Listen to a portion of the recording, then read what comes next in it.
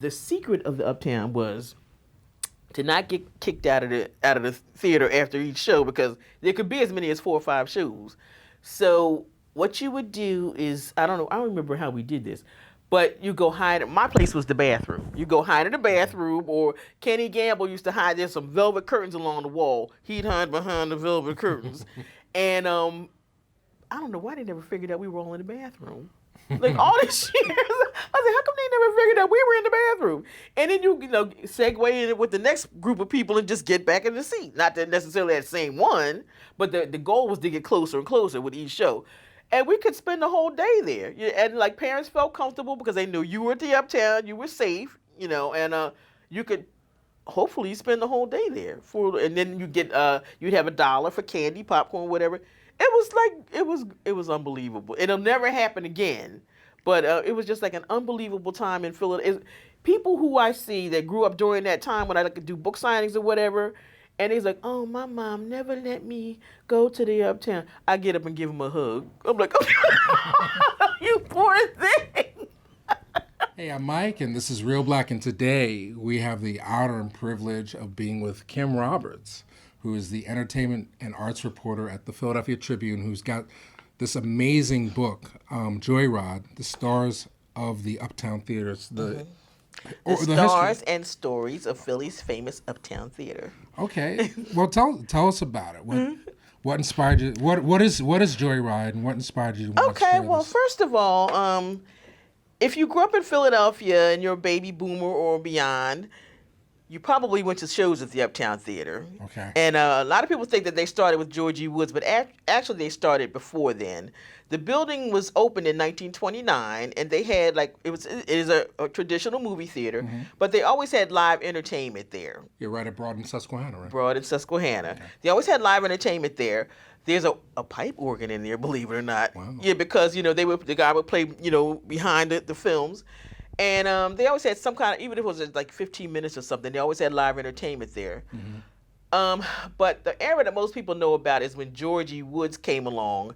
From 1958 to 1972 is when he started producing the shows. And they would bring in acts like the Staple Singers and the Delphonics and the Mad Lads.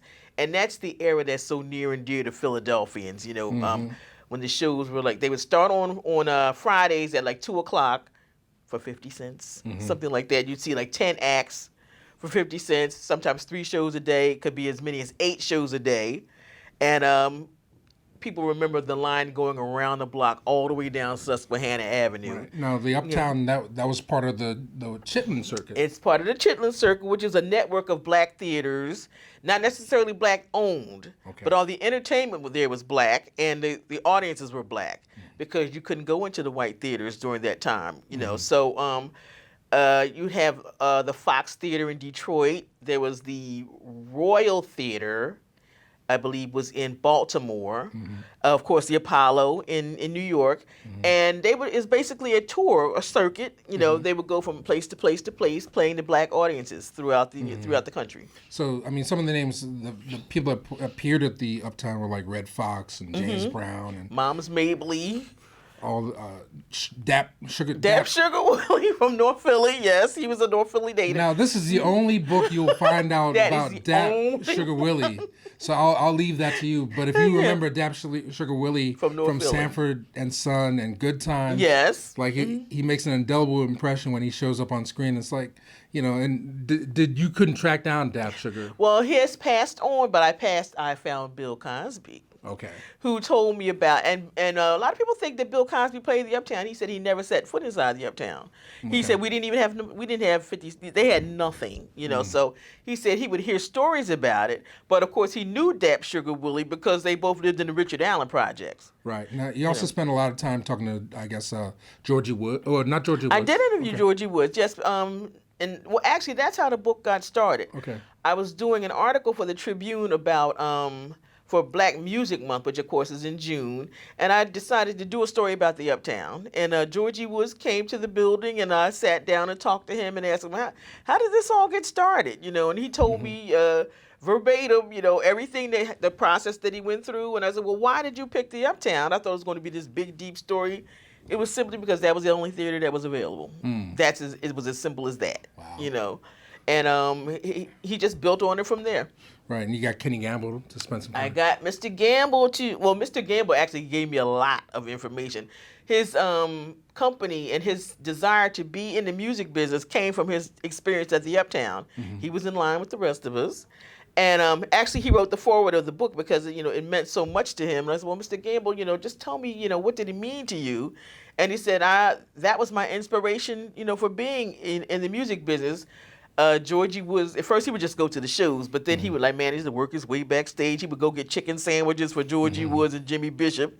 And eventually they let him do errands for them. And they just kind of took him under their wing and taught him the business. Right. And you talked to Sarah Dash and Patti LaBelle. All three LaBelle girls. And of course, back then they were Patti LaBelle and the Bluebells. And they were very young. They had a chaperone. And Patti told me about different experiences that they had backstage. Nona talked more about the musical because she's the songwriter, so she talked more about how their material was put together. Sarah seemed to be more involved in the look of the clothes and things like that. So I talked to all three of the LaBelle girls. And you touch on some romances and backstage stories. Yeah, well, it was hard to kind of pull that out, but there was some romance going on back there. Nobody wanted to name names, but they would play pranks on each other, and then there were.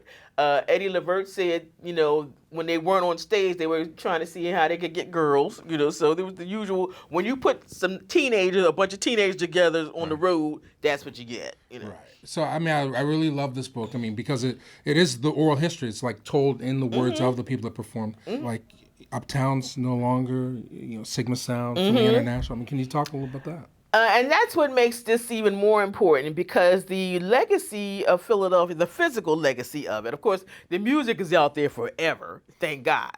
But the landmarks that we remember that symbolize the sound of Philadelphia, Sigma Sound Studios, which was 212 North 12th Street, that has been sold and will be knocked down and made into an apartment building that as well as 309 South Broad Street, which was the big, landmark. Gamble Huff and Tom Bell bought that building from which used to be Cameo Parkway, and it was a big accomplishment for them because they said back in the, when they were trying to break into the business, they weren't even allowed in that building. So they just thought it was, how ironic it was that the three guys who weren't even allowed in there actually bought that building.